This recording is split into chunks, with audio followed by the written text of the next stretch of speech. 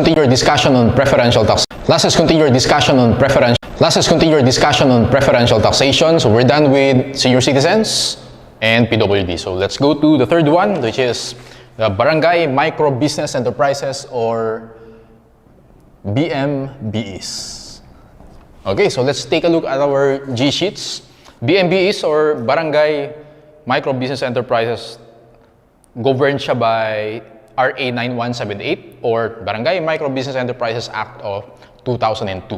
Okay? Now, may link dyan. So again, feel free to read muna yung act na yan para mas ma-appreciate mo yung topic natin for today. Alright, now, the government acknowledges that small businesses have huge impact sa economic growth and development ng country natin. That's why this act grants incentives and privileges to small businesses. Okay? Now, I'll provide you some statistics para mas ma-appreciate nyo yung topic natin. Now, ito klaseng statistics for number of enterprises or businesses in the Philippines.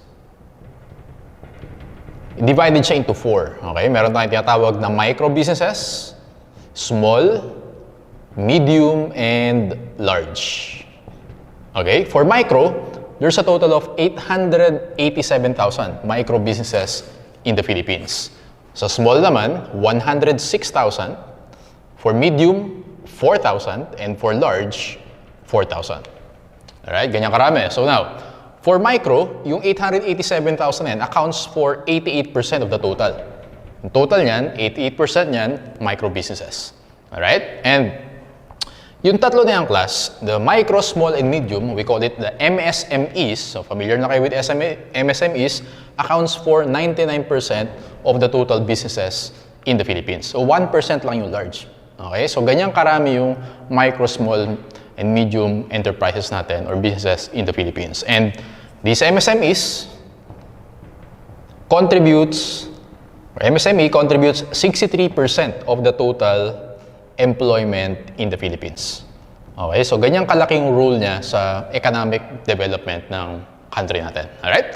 Now, tingnan natin class. Sir, sino yung magka-qualify sa incentives and privileges ng BMBEs na yan? So, lagyan natin dito, qualifications. Okay, so qualifications class, any business. Okay, any business related to production, processing, so write this down, manufacturing, trading, and services. Ito yung important, okay? With total assets of not more than 3 million. 3 million yung threshold natin. Okay? Bago ka mag-qualify as micro business. So take note class, ang pinag-aaral natin yun is yung micro. Kaya barangay micro. Okay? Business enterprises. So 3 million, not more than 3 million. And take note class na yung 3 million na yan includes loans. Yung assets na yan, 3 million, includes loans, excludes land value. Excludes land value. Okay? So parang sa MSME, naalala nyo yung income tax natin sa corporations, di ba? Merong pwede mag-avail ng lower rate, okay, yung 20% pag MSME ka. So, di ba, excluding land value yun? Parang dito rin ganun. Excluding land value. Sir, ano ibig sabihin na includes loans? For example, yung business na yung class, nag-loan siya sa bangko. Di ba, meron siyang entry, debit cash, credit loans payable, let's say, 200,000. So, yung cash na yan, mapupunta sa assets. Okay? And galing sa loan yan, tama? So, ibig sabihin, yung 200,000 na yan, included siya sa computation ng 3 million threshold. Got it? Alright, now, take note class na yung services na yan, ang nakalagay dun sa act is, it does not apply to exercise of profession. Okay, so pag may exercise of profession ka, pag doctor ka, engineer ka, lawyer ka, etc., any exercise of profession, hindi ka pwede mag-qualify dito. So again, does not apply. Okay, hindi ka pwedeng mag-qualify under the BMBE Act. Now, tingnan natin class yung mga benefits, incentives, and benefits. Isa-isay natin. Actually, tingnan tayo sa G-sheets natin. Okay. Letter A, income tax exemption from income arising from the operations of the business. So, sulat natin. Number 1 is income tax exemption. Take note class, income tax yan. No? Income tax lang. Ibig sabihin, liable pa rin sila sa business taxes, sa local taxes, sa transfer taxes, etc. Sa income tax na sila exempt. So, yun sa number A, letter A. Letter B, exemption from the coverage of the minimum wage law. Alright, so exemption, lagay ko dito, exemption from minimum wage law. Okay, ibig sabihin, pwede sila magpasweldo below minimum wage. Yun lang ibig sabihin nun. But, the employees will still receive the same social security and healthcare benefits. So, same benefits pa rin, kahit below minimum wage. Letter C, priority to a special credit window. Okay, so lagay natin, for financing. So, lagay natin dito, for financing. Basically, priority sila pag maglo-loan sila sa, financing loans. Set up by Land Bank of the Philippines, DBP, Development Bank, Small Business Guarantee and Finance Corporation, and People's Credit and Finance Corporation. So, basically, para silang merong special lane or meron silang special window dun sa apat na, yung banks na yan and yung finance companies. Alright? And letter D, technology transfer. So, lagay ko dito, technology transfer, production and management training, marketing assistance for BMB beneficiaries. Letter E, meron pa pala isa. LGUs may also reduce the amount of local taxes, fees, and charges. So, reduced local taxes, fees, and charges. Ayan. So, mas mababa yung babayaran nila. Exempt for BMB from local taxes, fees, and charges. Okay? So, class, basically, pag nag-qualify ka dyan, okay? Pag nag-qualify ka, ito yung mga benefits mo. Okay? So, take note, meron tayong 5 benefits for them. Now, nakalagay dyan class, yung next item dyan, yung revocation of income tax exemption. So, ibig sabihin, di ba one of the benefits is income tax exemption. Pag nangyari yung mga to, yung naka-enumerate dito, marirevoke na yan, yung mga benefits nila. Specifically, yung income tax exemption. Basahin natin. A, transfer of place or business. Lumipat ka. Okay? So, kailangan mag-reapply ka before ka maging exempt ulit. Value of its asset exceeds 3 million. Obviously, pag na-exceed mo yung 3 million threshold, hindi ka na pwede maging exempt from income tax. Voluntary surrender of the certificate of authority. Later, discuss natin kung ano yung certificate of authority. Death of a registered individual owner. Merger consolidation, which is not eligible to be a BMBE. Sale or transfer of the BMBE. Submission of fake or falsified documents. Retirement from business. Cessation or suspension 1 year. So, take note. 1 year. Making false or omitting required declaration or statement. So basically, class, ito yung mga instances wherein marirevoke yung income tax exemption of a BMB. Alright? Now, tingnan natin, class. Sir, paano naman mag-register niyan? How to apply? So, ang mangyayari dito, class, ang gagawin mo, step number 1, pupunta ka ng Treasurer's Office. Okay? Sa Treasurer's Office, actually, pwede rin sa DTI Office, sa City Hall or sa munisipyo, pwede yan. Okay, sa DTI office. Or are you familiar, class, with Negosyo Center? Yung Negosyo Center, yan, pwede ka rin mag-apply dyan. And after that, yung second step dito, actually, pag once na mabigay mo lahat ng requirements, so later sa handouts natin, makikita natin yung mga requirements na yan, bibigyan sila ng 15 days to process. 15 days processing. Okay? Ngayon, pag hindi sila na-register within 15 days, okay, may presumption dito na register ka na, automatic register ka na. Okay? Pag hindi nag-act within 15 days. Alright? And then, once mag-qualify ka dyan, bibigyan ka ng, you'll be issued with Certificate of Authority. Yun, Certificate of Authority, which is valid for 2 years. Alright? And then, magre-renew ka ulit for 2 years. Yung Certificate of Authority na yan, class, iyan yung isasabit mo kay BIR para maging exempt ka sa income tax. Okay? Ito yung pinakamahalaga dyan. So, kumbaga, kung sa senior citizen and PWD, meron silang ID. Pag BMBE, dapat meron kang Certificate of Authority. Okay? Sige. Alright, so let's go to our handouts. Let's continue answering. Let's go to number 14. Okay, number 14. It is defined as any business enterprise engaged in production, processing, manufacturing products, including agro-processing. So, pag sinabing agro-processing, yung mga agriculture, okay? As well as trading and services, but take note, hindi siya mag-a-apply pag exercise of profession Total assets of not more than 3 million. Such assets shall include those arising from loans, but not the land on which the plant and equipment are located. Ang tawag natin dyan, letter C, Barangay Micro Business Enterprises. And letter C, BMBEs. Number 15, RA 9178 is otherwise known as letter B, Barangay Micro Business Enterprise Act of 2002. Okay, medyo matagal-tagal na to, 2002 pa. Letter B for number 15. Number 16, the following are tax incentives given to micro business enterprises except, tingin natin class, A, exemption from the coverage of the minimum wage law. Yes, exempt siya dyan. But employees will still receive the same social security benefit and healthcare benefits. Okay? Letter B, priority to special credit window set up specifically for the financing requirements for BMB. So basically, meron silang priority window, okay? Or priority lane. Saan ulit yung class? Apat, di ba? So enumerate ulit natin. Land Bank, Development Bank, yung Small Business Guarantee and Finance Corporation, and People's Credit and Finance Corporation. Yung apat na yan, entities. So remember those. Okay, letter C, technology transfer, production, management training, okay, marketing assistance, yes. And ang mali dito class is DOG. Income tax exemption on all types of income of the enterprise. So hindi. So, exempt na sila from income tax. So sa other taxes, hindi sila exempt doon. Alright? So hindi all types of income. Mali yan. DOG for number 16. Alright. Number 17, which of the following is eligible to register as BMBE? A, a lawyer in the exercise of profession. Hindi yan eligible. Nakalagay dito, does not apply. So mali yan.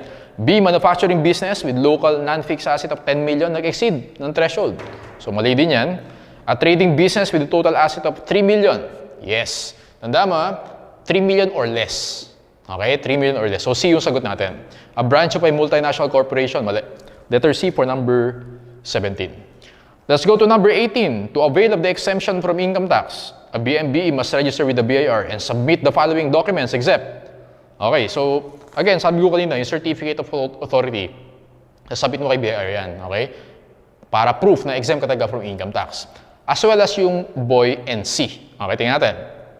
BOY, latest audited FS or account information form. And C, sworn statement of assets owned and or used. Yung B and C, kailangan din yung class specifically for the 3 million threshold. Okay, dyan makikita kasi yung total assets mo kung how much eh. So, kailangan ipakita mo din yan kay BIR. So, ulitin ko, yung A, B, and C na yan, isasubmit mo yan kay BIR. So, answer natin for number 18 is DOG. Certificate of Registration, hindi mo kailangan ibigay kay BIR yan. Okay? Number 19, a certificate issued granting the authority to the registered BMBE to operate and be entitled to the benefits and privileges. Certificate of authority, number 19 is letter A. Okay. So, tayo. Number 20.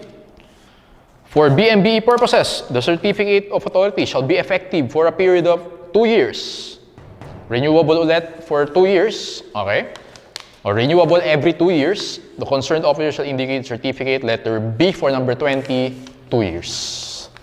Let's go to number 21, grounds for revocation. So, yung enumerate natin kanina. Tingnan natin. Except A, total assets have exceeded 3 million. Yes, kasi hindi ka na mag-qualify as micro business.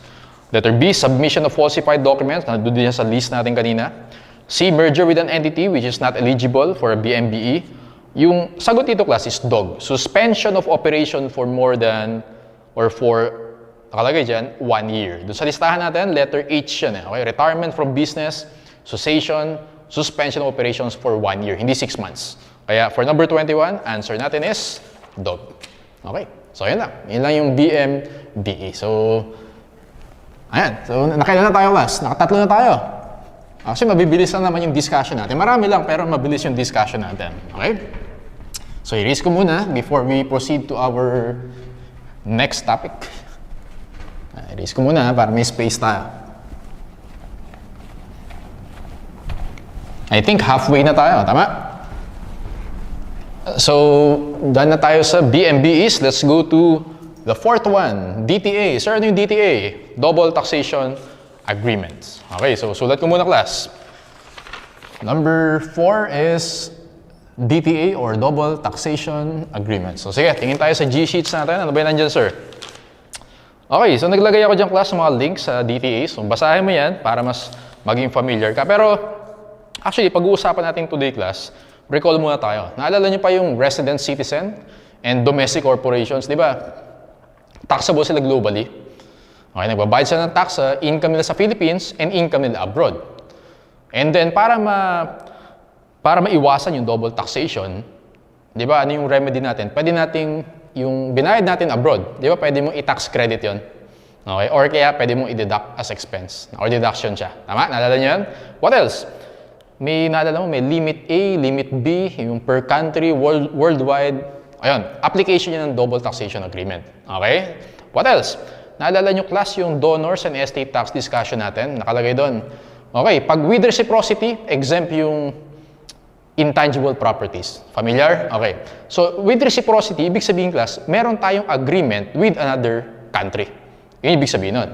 And kung maalala nyo rin class, yung sa dividends sheet natin, kapag ang nag-declare ng dividends, domestic corporation, ang naka-receive is non-resident foreign corporation, di ba? It's either 15 or 25%. Tama? Depende kung may reciprocity. So, ibig sabihin class ng mga with reciprocity na yan or yung mga tax credits na yan, yan yung application natin ng double taxation agreement. May mga remedies tayo, okay? Mga ginagawa natin na tax credits and so on, ginagawa natin yun to avoid double taxation. Okay? Yung pag-uusapan natin today. Now, the Philippines currently, okay, has tax treaties, tawag natin doon tax treaties, no, with 43 countries. Take note dito, 43 countries as of today. Alright, so again, ano ulit yung purpose of tax treaties?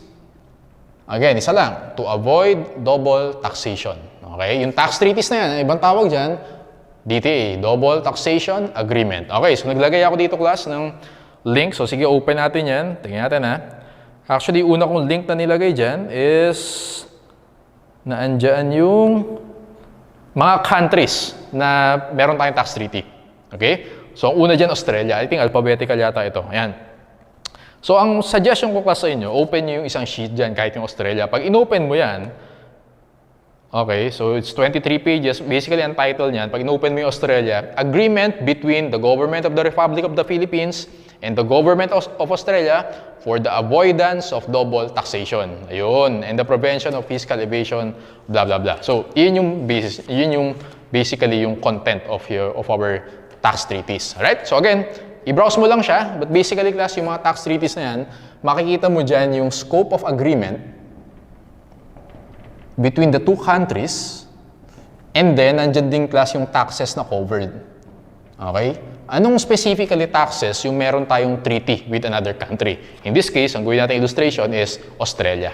Gets ba? Okay, now, tingnan natin class. Yung tax treaties na yan, right? Tax treaties, nagpo-provide siya ng tax relief to the taxpayers in the form of tax exemption, or preferential tax rate.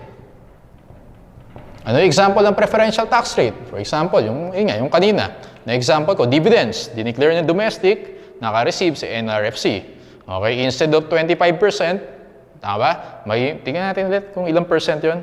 Punta tayo dun sa dividends sheet natin class, mabilis lang, para lang sure tayo. Ang rule natin doon, tama, 15% or 25%, depende kung meron tayong tax treaty. O yun yung example ng preferential tax rate. Gets? Okay, now, sabi ko kanina class, meron tayong treaties with 43 countries. Hindi mo kailangan kabisaduhin yung kung alin yung mga taxes na exempt and kung ano yung mga tax rates. Okay, mababaliw ka dyan. Sobrang dami yan. Per country kasi iba-iba yung treaties natin. Okay, ingat ka doon. So, dito, more of appreciate mo lang kung para saan yung tax treaties na yan and kung ano yung benefits sa mga mga taxpayers dyan. Alright? Yun lang yung gusto kong i-discuss sa inyo ngayon. Hindi na yung exact rates, hindi yung mga taxes covered kasi per country, iba-iba yan. Alright? Sige, now. Sir, sino pwede mag-qualify dyan? Lagay natin dito, class, who can qualify? Ito yung class. Non-resident, okay, individuals, or corporations. Itong mahalaga dyan. So, ulitin ko, non-resident Non-resident. Individuals or corporations whose income derive from sources within the Philippines, sulat mo muna, explain ko later, and whose country has effective tax treaties with the Philippines. Okay, so tingnan natin class. Sir, sino yung eligible para dyan sa tax exemption and preferential tax rate? Non-resident. Hindi resident, explain ko later. Non-resident dapat. Individuals or corporations whose income derived from sources within the Philippines and whose country has effective tax treaties. I'll give you an example. Ito, Philippines, tama? Ito yung Australia. Australia yung inopen natin kanina. So, ibig sabihin, meron tayong tax treaty with Australia. Ganito yan. Pag may Australian na pumunta sa Philippines, okay, Australian pumunta sa Philippines, bumisita, non-resident siya, tama? Bisita lang na individual. Nag-derive siya ng income sa Philippines. Okay? Pwede siyang mag-apply for tax exemption or preferential tax rate. Siya yung pinag-uusapan natin. In the same way, pag tayo naman, Filipino citizen, pumunta sa Australia. Okay? Diyan tayo nag-derive sa Australia. Since may tax treaty tayo, dun naman tayo sa Australia mag-a-apply for tax exemption and for preferential tax rate. Nakuha niyo ba? Kaya sabi dito, non-resident. Na nag-derive sa Philippines, yung Australia nag-derive sa Philippines, tapos may tax treaty tayo with Australia, yun, magka-qualify siya. Got it? Now, ito pa yung isang kailangan nyo malaman class. Okay, so again, hina-highlight ko lang yung mga important things. No? Now, usually class, pag tinignan mo yung inopen natin kanina na tax treaty, usually doon may mga different types of income na ka-enumerate doon. Okay, ganito yan. May dalawang documents na important. Tandaan mo to. Depende sa income. So yung individuals and corporations, tignan mo muna class kung anong klase yung income niya. Okay? Pag dividends, interest, or royalties, or basically ito yung mga passive income, or pag hindi passive income, tawagin natin other income. Okay? So it's either ang ma-generate nung Australian na pupunta sa Philippines, passive income, or other income. Pag passive income, ito yung kailangan niyang isubmit, no? Documents na kailangan niyang isubmit or i-apply sa BIR. Ito yung tawag ng class. Ito yung important dito. Certificate of Residence for Tax Treaty Relief. Or you also call this court. Certificate of Residence for Tax Treaty Relief. Sulat niyo muna, explain ko later. Ngayon, pag hindi passive income, ito naman yung kailangan niya isubmit. Tax Treaty Relief Application. Okay? Tax Treaty Relief Application or TTRAs. Okay, so ulitin ko, ito yung for submission. Huh? Okay, so balik tayo sa illustration natin. Merong Australian, pumunta sa Philippines. Ngayon, nag-earn siya ng income, passive income. Pwede nag-earn siya ng dividends, interest, or royalties. Gusto niyang, double taxation siya. Well, alam niya may treaty tayo sa kanila, so nag-apply siya. Non-resident siya. Nag-submit siya ng court or Certificate of Residence for Tax Treaty Relief dun kay BIR. Alright? Yun yung kailangan niya i-submit. Pag naman other income, pag wala dito sa tatlo, pag hindi passive income, ito naman, Tax Treaty Relief Application. Ito yung mga important ha. Okay, now, isa-submit yan sa, ang pangalan class is International, okay, Tax, okay, so International Tax Affairs Division of the BIR or ITAD. Ayan, International Tax Affairs Division or ITAD. Alright. So, ayan. So, kasi na-highlight ko lang sa inyo yung mga important things to remember for double taxation agreement. Ayan. Yung mga kailangan nyo dyan. Pero para mas ma-appreciate nyo yan, again, I suggest, i-download nyo kahit isa lang. Yung sa Australia lang na agreement para at least mas ma-appreciate nyo siya. Sige, apply natin yan. Let's go to our handouts, number 22. In general, in order to avail of relief from double taxation on income earned within the Philippines, okay, in the form of decreased tax rates, ito yun, yung preferential tax rates, ibig sabihin, mas mababa yung tax rates. Kaya decreased tax rates. Or exemption. What must be submitted by a non-resident alien to the ITAD or the International Tax Affairs of the BIR? Okay. Well, ang sagot natin dyan is BOY, Tax Treaty Relief Application or TTRA. Okay? Okay? So, yan. In general, yan yung sasabihin natin. Pag naman passive income, court naman. Alright? So, for number 22, it's boy. Let's go to number 23. In order to avail of relief from double taxation on dividends, interest, royalty income earned within the Philippines, in the form of decreased tax rates or exemption, what must be submitted by a non-resident alien? Certificate of residence for tax treaty relief or court, letter C. For number 23. Number 24, Statement 1, availment of tax treaty relief is not simply automatic in the sense that taxpayers are required under existing rules and regulations to comply with certain formalities before the said tax relief can be availed. Yes. So again, kahit may agreement tayo with other countries, meron pa rin tayong procedure na ipa-follow, such as this.